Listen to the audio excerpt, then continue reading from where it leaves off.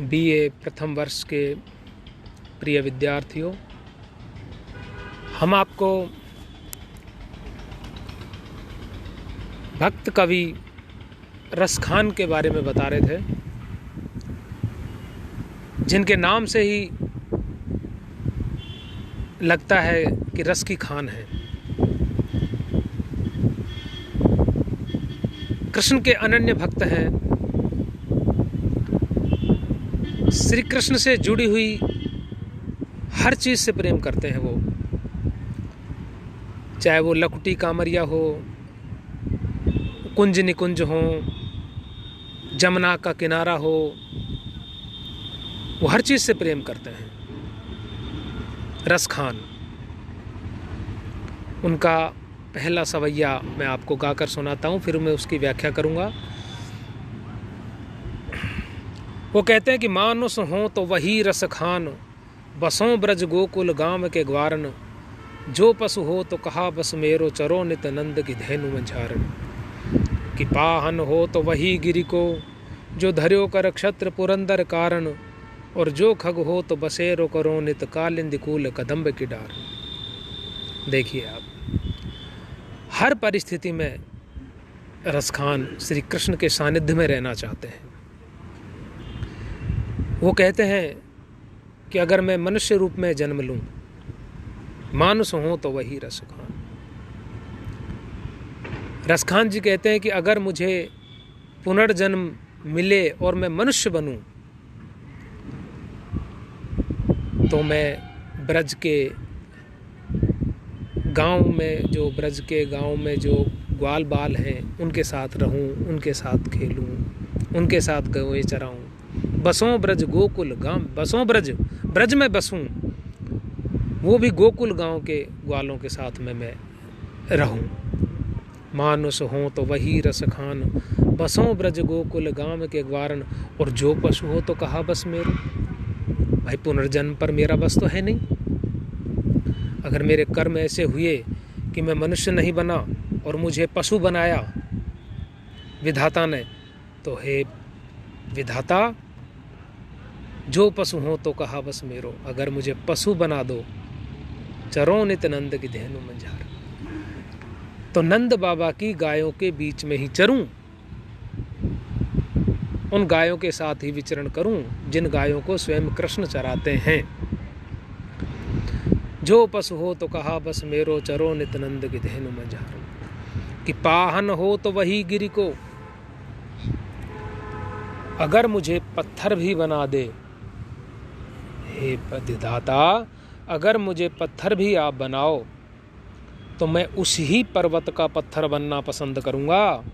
वाहन हो तो वही गिरि को, जो धर्यो कर क्षत्र पुरंदर कारण, जो इंद्र के कारण श्री कृष्ण ने अपनी उंगली पे धारण किया था। विद्यार्थियों, आपको पता है कि इंद्र का कोप जब ब्रज पर हुआ था, तब श्री कृष्ण ने गोवर्धन पर्वत को अपनी उंगली पे उठाया था और ब्रजवासियों की रक्षा की थी। आपसे कोई पूछ सकता है कि इंद्र कुपित क्यों हुए, जबकि इंद्र देवता हैं और उनको पता होना चाहिए कि श्री कृष्ण भी पुरुषोत्तम है।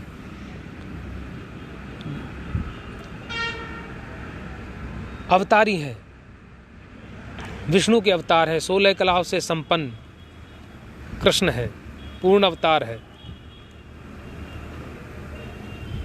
परंतु प्रभुता पाई ताय मद नाही, प्रभुता के कारण देवता भी अंधे हो जाते हैं। श्री कृष्ण ने उनकी पूजा बंद करवा दी थी। पूरा जो ब्रज मंडल है वो इंद्र की पूजा करता था बरसात के लिए, और सारे कुछ राशन इकट्ठा करके और कहीं दे के आते थे। तो श्री कृष्ण ने कहा कि भाई ऐसा सब क्यों होता है? तो उन्होंने बताया भय के कारण पूजा करते हैं कि वो अनावृष्टि कर देगा या अतिवृष्टि कर देगा। तब उनको बुरा लगा कि भय किस बात का, भय से किसी की पूजा सही नहीं है, प्रेम से पूजा करिए, श्रद्धा से पूजा करिए। तो आप पूजा मत करिए। जब उनकी पूजा बंद करवा दी श्री कृष्ण ने और कहा कि आप गोवर्धन की पूजा करिए, अपन को तो गोवर्धन सब कुछ देता है, लकड़ियाँ यहाँ से आती है, वन के खनिज पदार्थ यहाँ से निकलते हैं, पर्वत के कारण बारिश होती है जो इससे टकरा करके होती है, हमारी गायें यहाँ चरती है, तो हमारा तो पत्थर आता है यहाँ से आता है जिससे घर बनते हैं, तो सब कुछ गोवर्धन है। जब गोवर्धन की पूजा करवा दी तो इंद्र नाराज हो गया, तो इंद्र ने कोप करके और बारिश शुरू कर दी, मूसलाधार बारिश। और कहते हैं कितनी बारिश कर दी कि 7 दिन और 7 रात इतनी बारिश हुई, पूरा ब्रजमंडल डूब रहा था। तो उस गोवर्धन पर्वत पर सबको लेके गए श्री कृष्ण, और उन्होंने उस पर्वत को उठाया और जब ब्रजवासियों की रक्षा की, तब इंद्र को पता चला कि ये साक्षात भगवान है। तो उन्होंने अपनी गलती के लिए क्षमा याचना करी, उनके पैर छुए और उनका अभिषेक किया, तब से उनका नाम गोविंद पड़ा।